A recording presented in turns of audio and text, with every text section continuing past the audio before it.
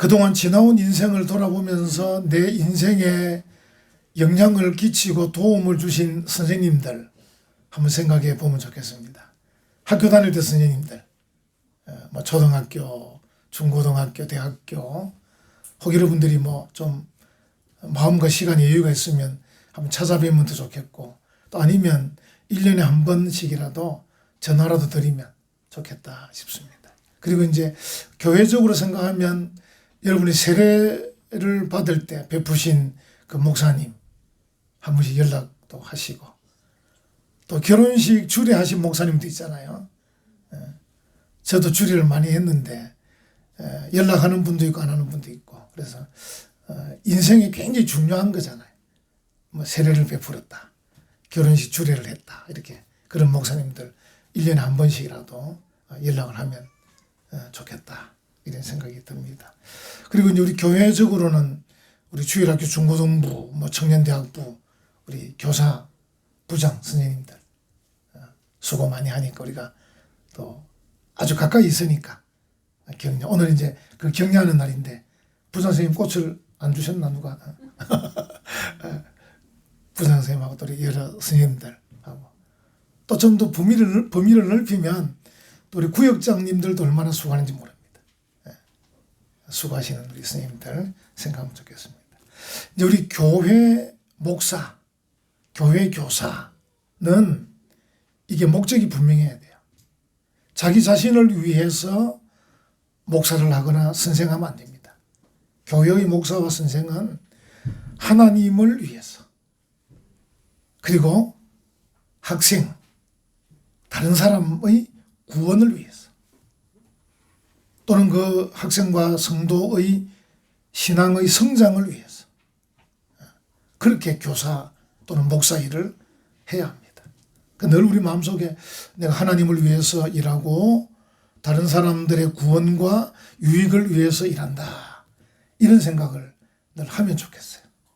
오늘 읽은 본문은 이 바울이 데살로니가 교회 지도자로서, 데살로니가는 어디 있냐면 지금의 그리스 중앙쯤에 있습니다. 그래서 데살로니가 교회 지도자로서 바울 자신이 내가 이런 동기, 이런 마음, 이런 목적으로 일했다, 그걸 밝혀주는 그런 부분이에요. 한번 보세요. 여기 보시면 1, 2절은 이제 자기 설명이고 3절에 보면 우리의 권면, 이 권면이 이제 가르침이에요. 그래서 바울이 그들을 가르쳤을 때 세 가지를 말합니다. 간사함, 부정, 속임수로 하지 아니했다. 부정적인 표현인데, 근데 여기 이제 제 세 단어를 보니까, 제가 이제 살펴보니까 번역을 두 개는 잘했는데 하나는 조금 의미가 다른 것 같아요. 그래서 바울이 데살로니가 교회에 이 말씀을 가르치는 선생으로서 어떤 동기로 일했느냐. 그래서 이제 세 가지가 아니라는 거예요. 간사함도 아니고 부정함도 아니고 속임수도 아니다, 이렇게 표현했는데, 이 간사함이라는 이 표현 헬라어는 플라네스라는 단어인데, 플라네스 원뜻은 보면 좀 다르게 되어 있습니다. 이렇게 되어 있습니다. 길을 잃고 옆으로 벗어나 방황하는 것. 그러니까 하나님의 말씀을 가르치고 전해야 되는데 그 방향에서 벗어났다는 거죠. 좀 실수, 오류, 잘 못 가르쳤다, 이런 뜻이에요. 그러니까 바울은 나는 그렇게 잘 못 가르치지 않았다, 이런 뜻이에요. 근데 이제 번역은 이제 간사함. 간사라는 것은 자기 이속을 채우기 위해서 교활하게 알랑거리는 거거든요. 그래서 조금 번역은 잘못한 것 아닌가, 이런 생각이 듭니다. 그래서 바울은 하나님의 말씀을 정확한 방향으로 잘 가르쳤다, 이런 뜻입니다. 나는 간사함으로 가르치지 않았다. 물론 이제 그 말 그대로 또 뭐 해석하면 내가 내 이속을 챙기려고 가르치지는 않았다, 뭐 이렇게 할 수 있겠지만 원어 뜻은 그렇지 않다. 플라네스. 내가 하나님 말씀에서 길을 잃고 방황하지 않았다. 나는 정확하게 그 방향을 따라서 하나님 말씀을 잘 가르쳤다. 이렇게. 부정함이란 것은 말 그대로 순수하게 나는 가르쳤다. 부정하게 안 가르쳤다. 이런 뜻입니다. 그래서 순수하게 하나님 말씀을 가르쳤다. 그리고 이제 속임수, 이 속임수로 가르치지도 아니었다. 속임수. 뭔가 위선적으로, 가식적으로 그렇게 가르치지 않았다. 이렇게 말했습니다. 그 고대 문서를 보면 그 왕들이 보면 뭐 나쁜 왕도 있고 좋은 왕도 있고 또 우리가 뭐 영화로나 책으로 보면 왕이 뭐 간단해 보여도 실제로 이 왕이 대단한 자리거든요. 우리 대한민국 대통령도 얼마나 어려운 자리입니까? 제 기억에 전에 박근혜 대통령 보면 그분이 늘 하시는 말씀이 노심초사 밤잠을 못 이뤘다. 이 대통령이 되면 밤잠을 못 이루는 거예요. 제가 그 말이 이해가 되는 게 제가 이 자그마한 교회의 담임 목사지만 늘 신경이 쓰이는데 5천만 국민을 이끌고 난 대통령이 얼마나 노심초사하겠는가 그런 생각이 듭니다. 이 왕들이 그런 겁니다. 왕들이. 이 왕들이 이제 이런 기록을 남겨놨어요. 고대 문서에 보면 사람들을 얼마나 많이 대하겠습니까? 많은 사람을 대하면서 야, 이 인간이라는 게 표리부동하다. 이 속과 끝이 다르다. 이걸 많이 경험하는 거예요. 이렇게 이제 말을 해놨습니다. 하나님께서 인간을 지으셨을 때 한 가지 중대한 실수를 하셨다. 그것은 인간의 가슴에 창을 설치해 놓지 않으셨다. 이 가슴에 창을 설치해 놨으면 속을 들여다볼 건데 속을 들여다보지 못했다. 그래서 하나님께서 좀 인간을 만드실 때 이 가슴은 좀 투명하게 만들었으면 탁 속을 볼 수 있을 건데 늘 만나는 인간들마다 표리부동하니까 왕으로서 정치하기가 힘들었다. 이런 표현을 했습니다. 그래서 이제 이 바울은 데살로니가 교회에 하나님 말씀을 전하는데 자기는 이게 간사함, 다시 말하면 하나님 말씀을 정확하게 전했고 또 하나님 말씀을 내가 부정하게 전하지 않고 순수하게 전했고 그리고 성도들에게 속임수를 쓰지 않고 그렇게 전했다. 이렇게 이제 표현을 하고 있는 거예요. 그래서 참 나름대로 그가 정말 그 마음에 먹은 그 동기가 신실하다. 신실하다. 믿음직스럽다. 그런 표현입니다. 그래서 우리가 교회의 어떤 목사나 선생은 교회 선생은 이런 동기, 이런 신실한 동기를 가지고 하나님 말씀을 전해야 한다. 그래야 하나님께서 우리를 쓰셔서 하나님께 영광이 되고 또 학생들, 성도들에게도 아주 유익하게 그들이 신앙으로 잘 성장하도록 그렇게 하신다 하는 것이죠. 또 하나는 보면 그가 가르치면서 말을 하지 않습니까? 이 말도 내가 굉장히 신실하게 말했다. 이제 그 표현들이 나옵니다. 4절에 보십시오. 오직 하나님께 옳게 여기심을 입어 복음을 위탁받았으니 여기 이제 다시 쉽게 번역하면 하나님의 전폭적 지원을 받았어. 복음을 위탁받았다. 이 복음이라는 것. 저는 이제 이 복음이라는 단어를 딱 보면서 우리가 하나님의 교회 목사로 교사로 하나님 말씀을 증거하는데 우리가 하나님께 받은 게 있는데 그게 복음이에요. 굿뉴스. 복음인데 이 복음을 보물이라 이렇게 얘기했습니다. 우리가 보물을 받았다. 하나님께 여러분 보물을 누구에게 줍니까? 여러분들이 예를 들어서 이제 시어머니들 오늘 오셨어요? 시어머니들 보면 이제 뭐 좋은 뭐 가락지를 끼고 있다. 다이아몬드. 보통 원 카렛이면 비쌉니까? 한 1억 정도 합니까? 원 카렛. 하여튼 다이아몬드 끼고 있어. 이 보물을 이제 누구에게 줄 겁니까? 며느리가 3명 있다.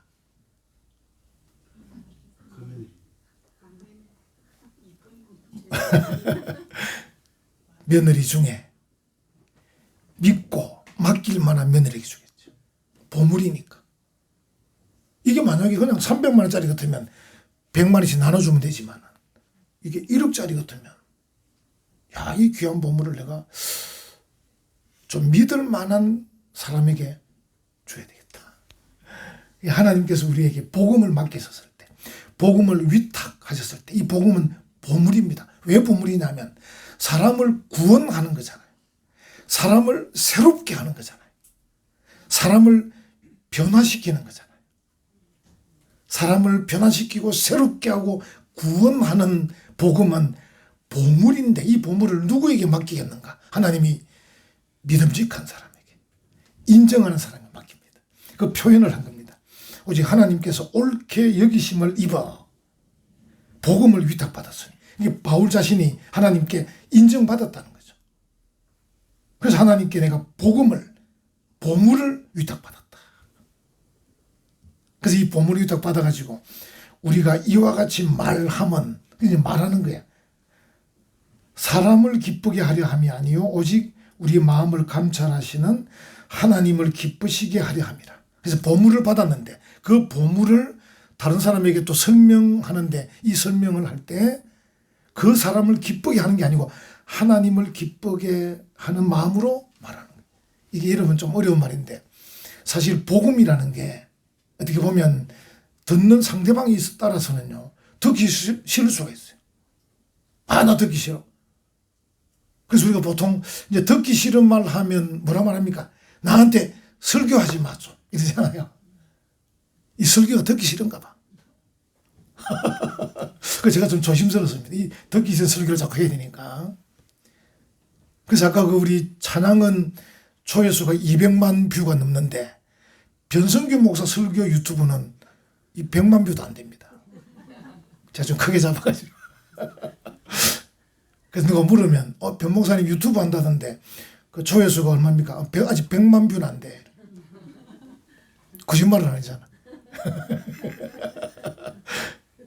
여러분들 주일날 설교 들으셔도 한 번씩 들어봐. 그래 막 한 5분 10분 좀 들어봐. 조회수를 올려야 되지.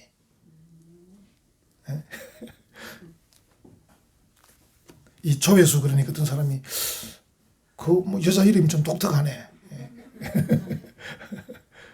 조회수가 아니고 조회수. 그래서 이 설교라는 게 참 듣기 좋아하는 분도 있고, 설교를 듣고 은혜 받고 구원받는 사람도 있지만 듣기 싫은 사람도 있어요. 그래서 우리가 흔히 말할 때 듣기 싫을 때는 나한테 설교 좀 하지 마라.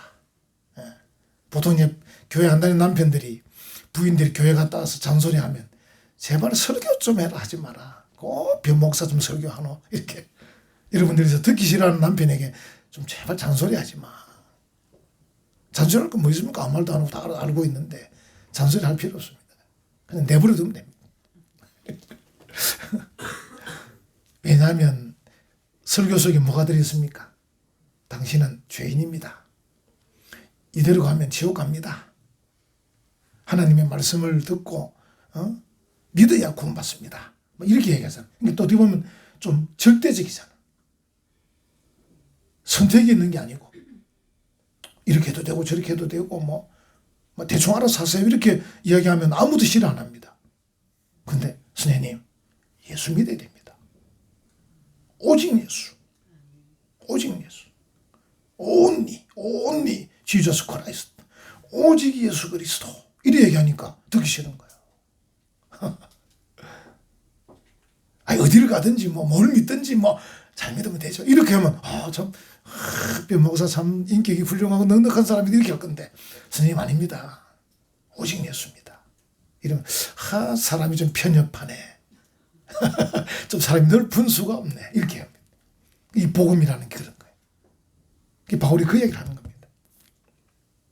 내가 이 구원의 복음, 하나님이 나를 인정하셔가지고 내게 맡긴 이 보물, 내게 위탁한 이 보물, 이 복음을 내가 전하는데 이게 사람에게 맞추려고 하다 보면 이 복음의 절대성을 강조를 못하는 거예요.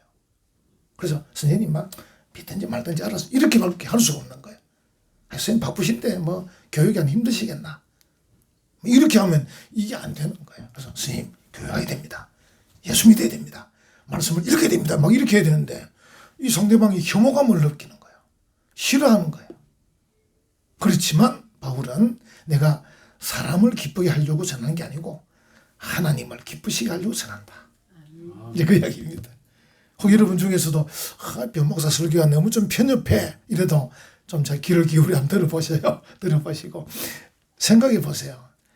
이게 별거 아니면 나도 그렇게 얘기하겠어요. 별거 아닌 것 같으면. 아니, 바쁘신데 뭐하러 오셨어요? 뭐, 한 달에 한 번씩 모셔요. 이렇게 할 건데, 이게 별거니까. 매주마다 오셔요. 주일마다 오셔요. 이렇게 말하는 거지. 별거 아닌 뭐 말씀 같으면 뭐하러 매주마다 올 겁니까? 뭐하러 귀 기울여 들을 겁니까? 절대성, 유일성, 오직, 라틴어로 솔라, 솔라, 오직. 그 단어는 기독교에 정말 필요한 겁니다. 그래서 바울이 지금 그 이야기를 합니다. 내가 말하는 거, 내가 이 신실하게 하나님께 인정받고 전폭적 지원을 받아서 내가 말하는데, 그것은 사람을 기쁘게 하는 것이 아니고 하나님을 기쁘시게 하는 거다. 이렇게 말합니다. 또 있습니다. 보면 5절에 보시면 너희도 알거니와 우리가 아무 때에도 아첨하는 말 탐심의 탈을 쓰지 아니했다. 아첨. 그러니까 뭔가 사람에게 호의를 얻으려면 아첨할 수밖에 없잖아요. 그 여러분, 우리가 이제 어떤 사람이 내게 자꾸 너무 호의를 보이면 조심해야 됩니다. 호의를 보이면 조심해야 돼요. 그러니까 탐심. 여러분, 우리가 탐심이 있으면 어떻게 됩니까? 과장하게 돼 있어요. 그래서 우리가 여러분이 목사들의 설교를 많이 들을 수 있는데, 좀 이상한 목사 설교는 딱 구분하는 방법이 몇 가지 있는데, 오늘 한 가지만 말씀드리면 뭔가 과장하고 있습니다. 자기가 엄청난 것처럼 과장하는 목사는 일단은 의심해야 됩니다. 또는 목사 아니라도 이런저런 기도원 원장이나 이런 사람들 중에서도 뭔가 아는 것처럼 말하는 사람이 있죠. 이번에 대통령이 누가 될지를 안다는 거예요. 이런 사람 조심해야 됩니다. 투표해야 아는 거지 뭐 자기가 뭘 압니까? 하여튼 그 말은 결국 그 속에 탐심이 있는 거예요. 자기의 인기를 올려서 사람들로 하여금 복채를 갖고 오게 하고 자기가 이득을 취하려는 탐심이 있는 거예요. 그래서 과장하게 돼 있어요. 나는 다른 사람들과 다르다. 나는 다른 목사와도 다르고 다른 원장과도 다른 나는 특별한 사람이다. 하나님이 다른 사람하고 다르게 나를 특별히 여기신다. 이거 자꾸 나타내는 사람은 일단은 의심해야 돼요. 바울은 그렇게 안 했다는 거예요. 나는 아첨, 호의적인 말이나 탐심, 내 욕심을 차리기 위해서 과장하는 말은 안 했다. 선생님은 그래야 됩니다. 선생이 그래야 그게 정확한 선생이지, 이 뭔가 아첨을 하거나 탐심을 가지고 하는 그 선생은 옳은 선생이 아니다. 여기 이제 바울이 뭐라고 표현했냐면, 이거 좀 알기가 어렵잖아요. 이 사람이 아첨하는지 탐심을 갖고 있는지를 뭐 좀 드러나면 알지만 또 어느 경계에서는 또 잘 안 드러날 수도 있어요. 그래서 바울이 뭐랍니까? 5절 뒷부분에 하나님이 정언하시느니라. 다시 말하면 사람으로서는 정확히 모른다. 내가 여러분들에게 내가 너희들의 선생으로서 나는 아첨도 하지 않고 탐심의 탈을 쓰지도 않고 나는 잘한다고 하는데 사실 너희들의 눈으로 나를 판단하기 쉽지는 않을 거다. 근데 하나님이 정언하신다. 영어 성경 보면 God is witness. 하나님이 증인이다. 적어도 하나님 정도 돼야 아는 것도 있습니다. 아마 여러분들도 혼란스러울 때 있을 겁니다. 저 사람이 맞나 안 맞나? 참 어렵습니다. 적어도 하나님 정도 되어야, 하나님이 정인 정도 되어야 할 수 있습니다. 그래서 여러분들이 이제 기도하시고, 그리고 하나님 말씀을 잘 읽어보시고, 그리고 그동안에 쭉 들었던 말씀들을 기억하면 어느 정도는 알 수 있습니다. 우리 은혜와 평강교회 성도님들은 말씀을 잘 듣기 때문에 어지간한 거짓 선지자, 거짓 선생 정도는 아마 구분할 수 있지 않을까 생각은 해봅니다. 어쨌든 그래도 사람은 완벽하지 않기 때문에 하나님이 정언해 줘야 됩니다. 하나님이 정인으로 서줘야 된다. God is witness. 하나님이 정인이다. 바울이 이 정도로 바울이 지금 이 얘기를 하는 거예요. 그래서 내가 내 마음의 동기도 순수하고 내가 말하는 것도 이게 하나님께서 원하시는 대로 내가 옳게 전하고 있다. 이제 그걸 밝히고 있는 거죠. 그리고 이제 마지막 하나는 보면 이 목적인데, 6절 또한 우리는 너희에게서든지 다른 이에게서든지 사람에게서는 영광을 구하지 아니하였다. 그러니까 내가 지금 선생으로서 하나님 말씀을 전하고 가르치는 목적이 내가 영광 받으려고 하는 건 아니다. 거기다 한 걸음 더 나아갑니다. 8절에 한번 보십시오. 우리가 이같이 너희를 사모하여 하나님의 복음뿐 아니라 우리의 목숨까지도 너희에게 주기를 기뻐하면 너희가 우리의 사랑하는 자 됨이라. 보통 잘못된 선생은 학생의 목숨을 취하려고 합니다. 표현을 좀 험악하게 해볼게요. 잘못된 선생은 학생의 재물을 갈취하려고 합니다. 그런데 바울은 우리의 목숨을 너희에게 주기를 원한다. 이렇게 말하는 거죠. 그래서 6절과 8절을 묶으면 이 바울의 목적은 내가 내 영광 취하려고 하는 것도 아니고 너희들의 것을 내가 뺏으려고 또 하는 것도 아니고 오히려 내 것을 너희에게 주고 싶다. 굉장히 관대하죠. 여러분의 좋은 선생은 관대하게 되어 있습니다. 그래서 여러분들이 보셔서 자꾸 뭐 달라는 선생은 의심하면 됩니다. 오히려 자기 것을 주려는 선생을 따라가야 됩니다. 바울이 그렇단 말이에요. 거기다가 이제 7절에 한번 다시 보십시오. 7절에 우리는 그리스도의 사도로서 마땅히 권위를 주장할 수 있으나 요걸 제가 이제 또 새 번역이라고 있어요. 쉽게 번역한 거. 그걸 찾아보니까 명예에 관한 한 그리스도의 사도로서 당연히 여러분에게서 찬사를 받을 자격이 내게 있지만 여러 번 얘기했어요. 다시 말하면 사도 바울이 내가 사도로서 여러분들에게 내가 찬사를 받을 만하다 이거예요. 선생이니까. 그렇지만 내가 그거 추구하지 않는다. 오히려 내 목숨을 주고 싶다. 여러분을 구원한다면. 그렇게 말하고. 이 바울이 얼마나 그 마음의 목적이 아주 관대한지 알 수 있습니다. 그 일본 여러분 삿포로 가보셨어요? 삿포로에 가면 일본에 이제 제일 위에 있는 거죠. 제일 삿포로 가면 거기 이제 여러분 아시는 미우라 아야코 삼포능자 그 이제 문화 기념관이 있어요. 일본의 유명한 작가 아닙니까? 이분이 처음에 이제 의류 가게를 했어요. 조그만 옷가게. 근데 이 사람이 뭔가 좀 재주가 있었겠죠. 옆에 있는 옷가게보다 이 옷가게 너무 장사가 잘 되는 거예요.